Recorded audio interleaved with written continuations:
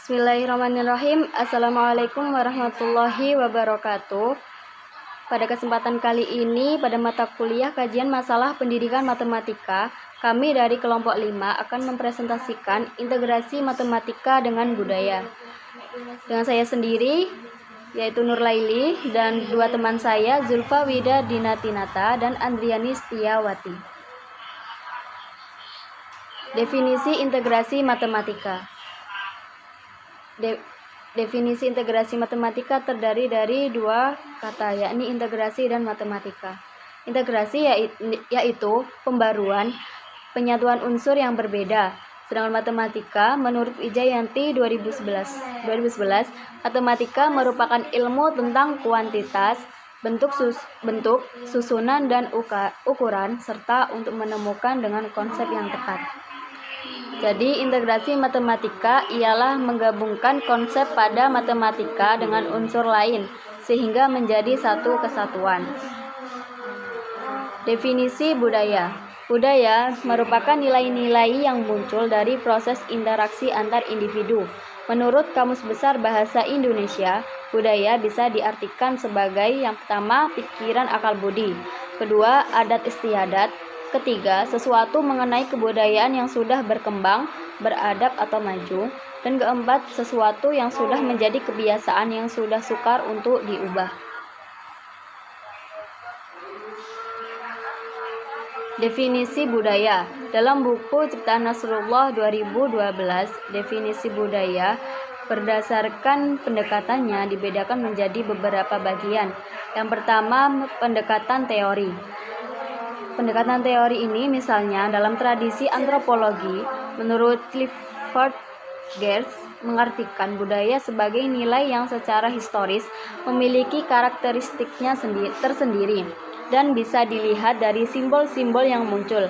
Simbol tersebut bermakna sebagai sebuah sistem dari konsep ekspresi komunikasi di antara manusia yang mengandung makna dan terus berkembang seiring pengetahuan manusia dalam menjalani kehidupan. Yang kedua, pendekatan psikologi. Pada dasarnya, pendekatan ini menekankan manusia sebagai individu yang memiliki pemikiran, karakteristik, dan sudut pandang yang berbeda.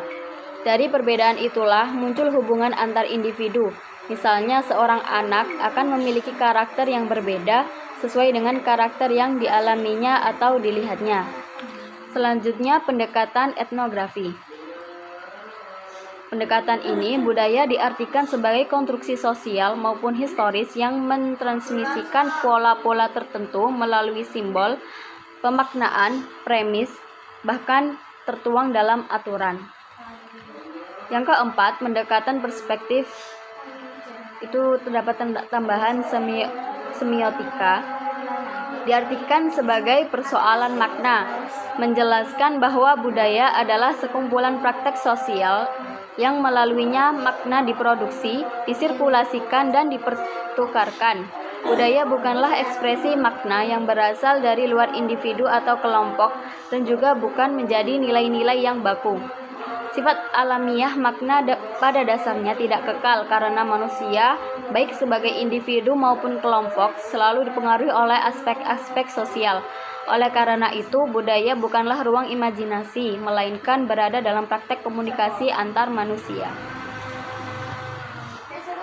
Selanjutnya, hubungan integrasi matematika dengan budaya. Integrasi matematika dengan budaya berarti matematika bisa disatukan dengan unsur budaya yang disebut integrasi matematika dalam budaya. Hal tersebut familiar dengan sebutan etnomatematika atau etnomatematik. Etnomatematika ini mulai diintegrasikan ke dalam kurikulum di sekolah, tepatnya pada mata pelajaran matematika, dengan asumsi atau hipotesis awal tujuannya untuk melestarikan nilai dari kebudayaan yang semakin meredup ditelan perkembangan zaman. Selanjutnya, saya akan menjelaskan mengenai pengertian etnomatematika. Jadi, awalnya etnomatematika itu diperkenalkan oleh De Ambrisio pada tahun 1980.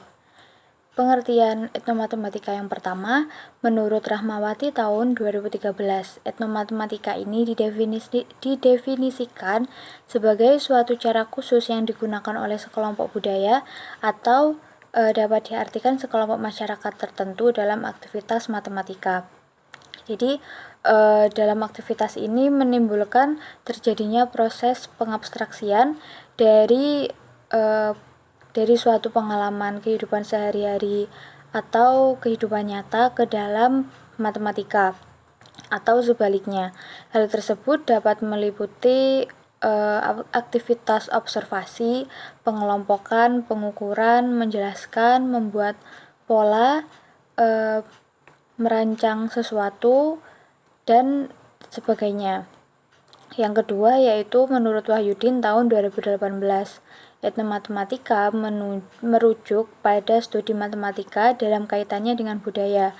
Pemahaman mengenai hubungan antara matematika dan budaya dapat digunakan untuk meningkatkan keefektifan proses belajar matematika. Yang ketiga, menurut Dominikus tahun 2018, pada awalnya istilah etnomatematika ini mengacu pada praktek matematika masyarakat buta huruf dan praktek matematika dalam budaya yang tanpa ekspresi tertulis dari masyarakat, dicap sebagai masyarakat primitif atau kuno.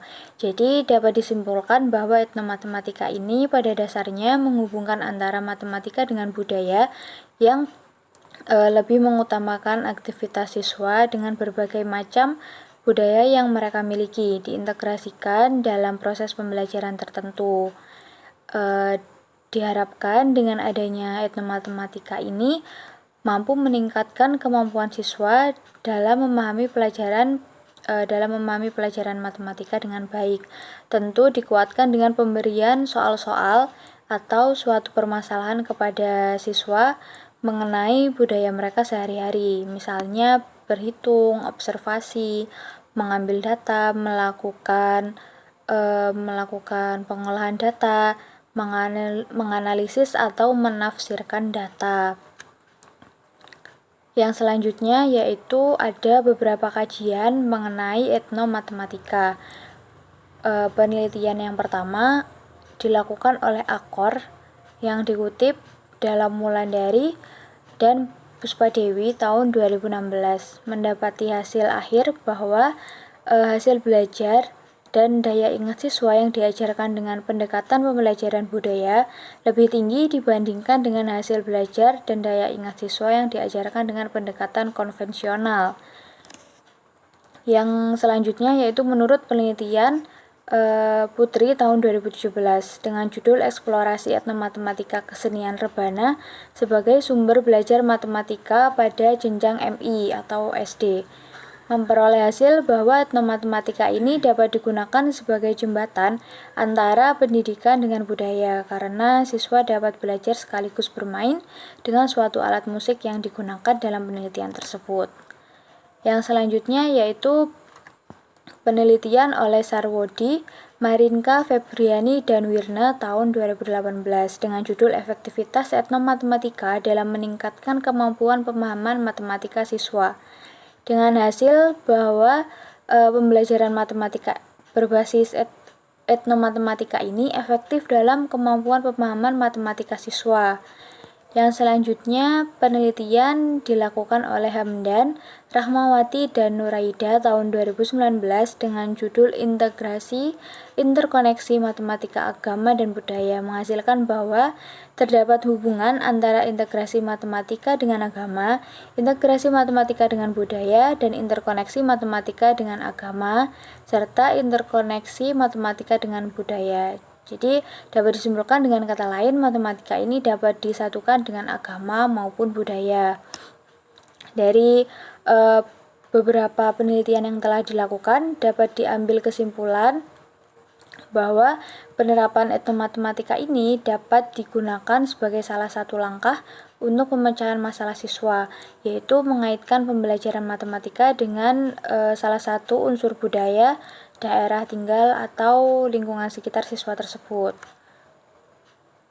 Yang selanjutnya yaitu kelebihan dan kelemahan etnomatematika. Nah, pada setiap pembelajaran pasti memiliki kelebihan dan kekurangan masing-masing. Dan begitu juga dengan pembelajaran yang berbasis etnomatematika.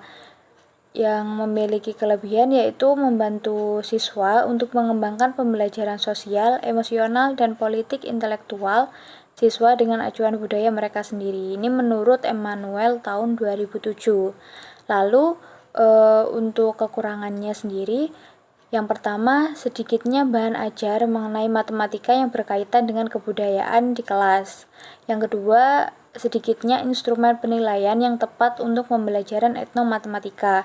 Yang terakhir yaitu terjadinya kebingungan antara pembelajaran multikultural dan etnomatematika. Ini menurut Rosa dan Ore tahun 2004. Selanjutnya, di sini akan membahas tentang model pembelajaran yang berkaitan dengan etnomatematika. Model pembelajaran yang pertama adalah model RMA atau Realistic Mathematics Education. Nah, model pembelajaran ini itu merancang pembelajaran matematika melalui proses pembelajaran dengan melibatkan persoalan-persoalan yang nyata dalam penerapan pembelajarannya. Nah, hal itu berarti kan pembelajarannya itu berkaitan dengan kehidupan sehari-hari begitu. Nah, ini menurut pendapat Karijayanti, Endang dan Ferry tahun 2014. Nah, selain itu, di sini juga terdapat sebuah penelitian dari Umbara tahun 2015 yang artikelnya berjudul Integrasi Nilai-nilai Kearifan Lokal Budaya Masyarakat dalam Pembelajaran Matematika Realistik. Nah, dalam penelitian ini tuh mengungkapkan bahwa kearifan lokal ini harus terus dijaga kelestariannya. Nah, salah satunya dalam pembelajaran matematika. Nah, model pembelajaran realistik mathematics education ini disangkut pautkan dengan pembelajaran matematika dengan kearifan lokal yang menggunakan kehidupan nyata sebagai sumber pembelajaran yang dianggap itu sangat tepat untuk pengenalan budaya kepada lingkungan siswa, agar siswa itu lebih mengenal budaya mereka gitu.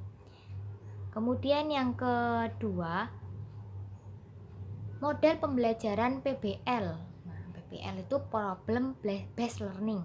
Nah, model pembelajaran ini tuh memiliki ciri adanya permasalahan nyata yang tidak terstruktur dengan baik. Nah, tetapi tujuannya itu sebagai konteks agar siswa itu meningkatkan pola pikir kritisnya, terus dapat memecahkan permasalahan dan memperoleh pengetahuannya. Nah, ini menurut Ricardo tahun 2016. Nah, terdapat sebuah penelitian juga yang dilakukan oleh Savitri dan kawan-kawan pada tahun 2020 dengan judul Model Problem Based Learning atau PBL berbasis etnomatematika pada materi geometri terhadap hasil belajar siswa. Nah, menurut penelitian ini itu diperoleh hasil model tersebut sangat berpengaruh terhadap hasil belajar dan dapat meningkatkan hasil belajar matematika. Jadi PBL ini juga model PBL ini juga berpengaruh terhadap apabila kita melakukan pembelajaran matematika yang disangkut pautkan dengan budaya, yaitu etnomatematika gitu. Kemudian yang ketiga, model pembelajaran CTL, Contextual Teaching and Learning, yaitu konsep belajar yang bertujuan untuk membantu pendidik mengaitkan materi yang diajarkan kepada siswa tentunya dengan situasi dunia nyata dan mendorong untuk berhubungan antara pengetahuan yang telah dimiliki dan menerapkannya pada kehidupan mereka, dan mendorong siswa untuk membuat hubungan antar pengetahuan dengan kehidupan sehari-hari mereka begitu. Nah, Dengan adanya konsep ini, proses pembelajaran berlangsung secara alami, secara alamiah dalam bentuk kegiatan siswa bekerja dan mengalami. Jadi siswa saat sedang bekerja juga mengalami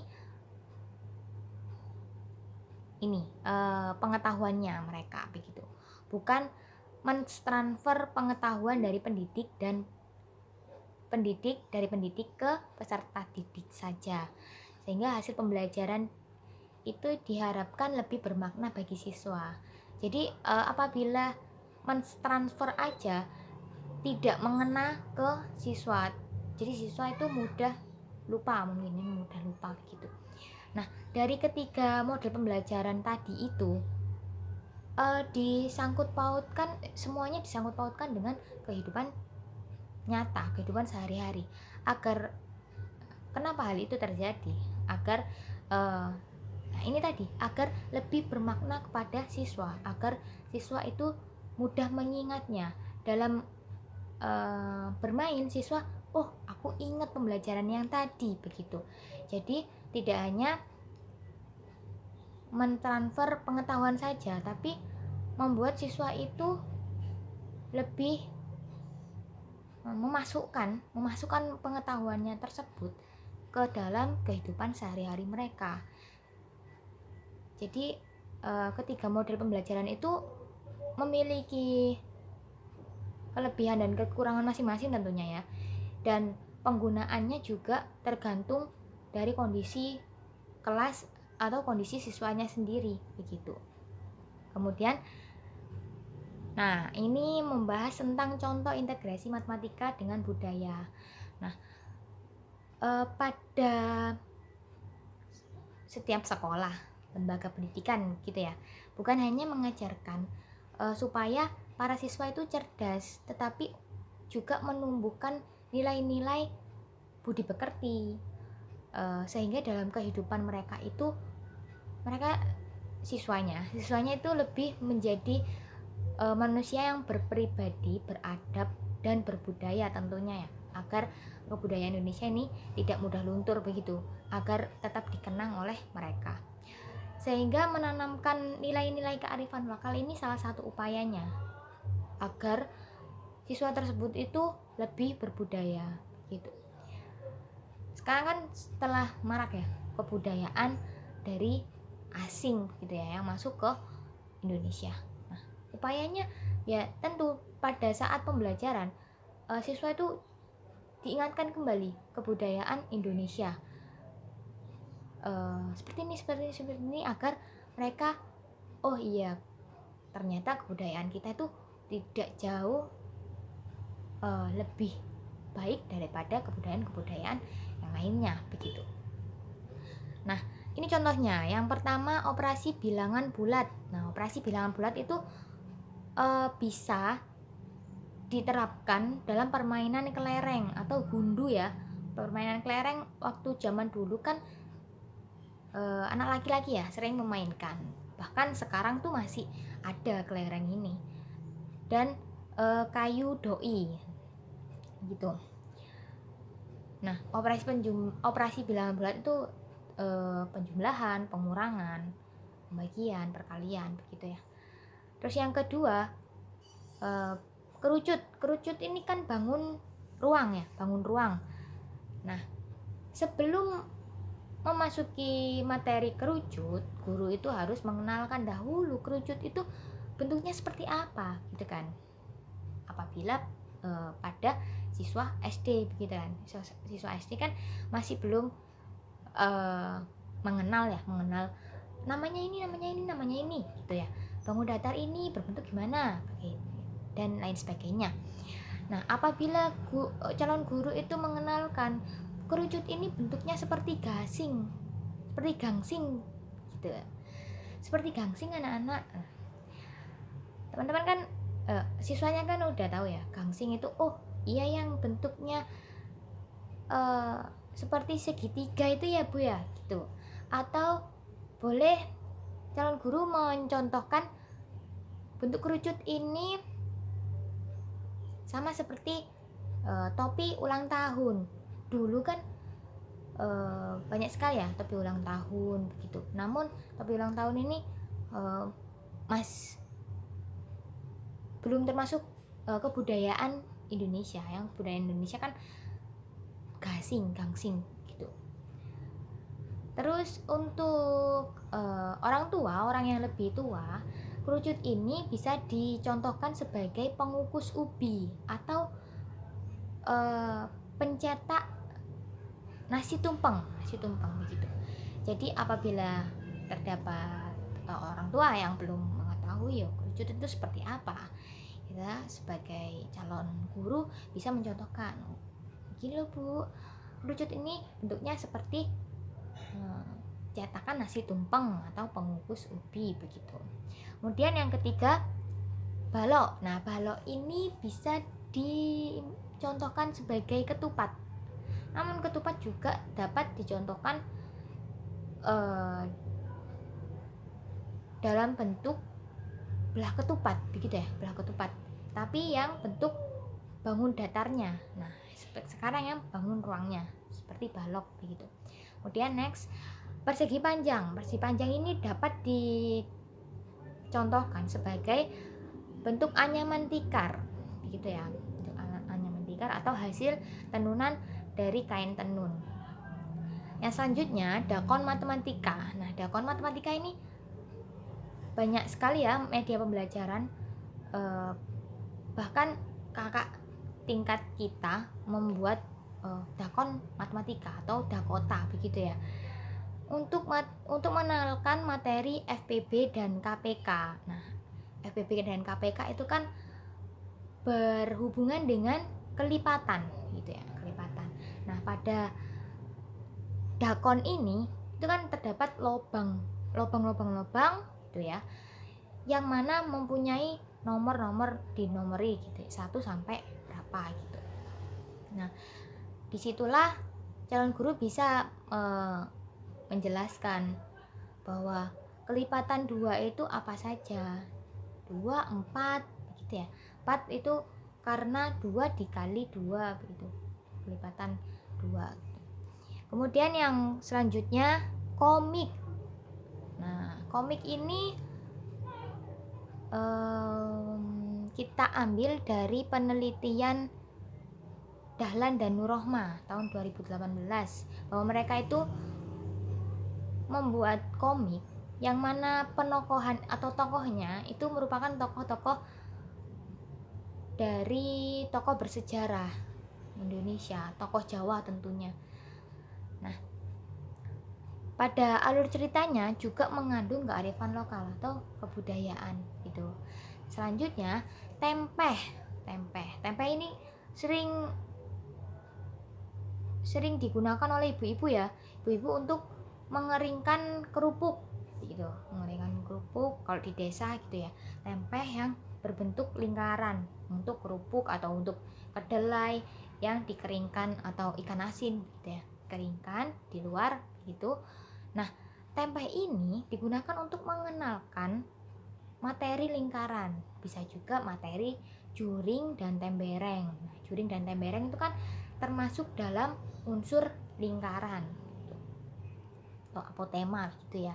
Terus yang terakhir tentang bangun datar. Nah, sebetulnya tadi sudah dijelaskan ya tentang persegi panjang dan belah ketupat yang menyerupai ketupat dan anyaman tikar gitu ya. Nah, tetapi bangun datar ini selain itu juga dapat mengimplementasikan motif-motif pada kain batik, namun tidak menghilangkan unsur asli dari motif batik itu sendiri. Mungkin begitu. Mungkin itu saja contoh integrasi matematika dengan budaya. Tapi masih banyak lagi. Mungkin teman-teman bisa berdiskusi apa saja nantinya selain contoh yang kami berikan, dan teman-teman bisa membuat dan kepikiran materi ini disangkut pautkan dengan budaya ini begitu, atau budaya wayang begitu ya, kan menarik juga itu. dan juga untuk meningkatkan kebudayaan kita, pengetahuan budaya kita, juga untuk menanamkan kepada siswa agar mereka lebih berbudaya dan tidak melupakan kebudayaan Indonesia gitu.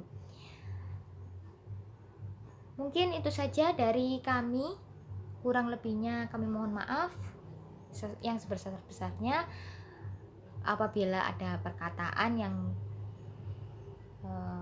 salah ataupun bagaimana dalam hati kalian. Sekali lagi terima kasih dan mohon maaf. Sekian dari kami. Wassalamualaikum warahmatullahi wabarakatuh.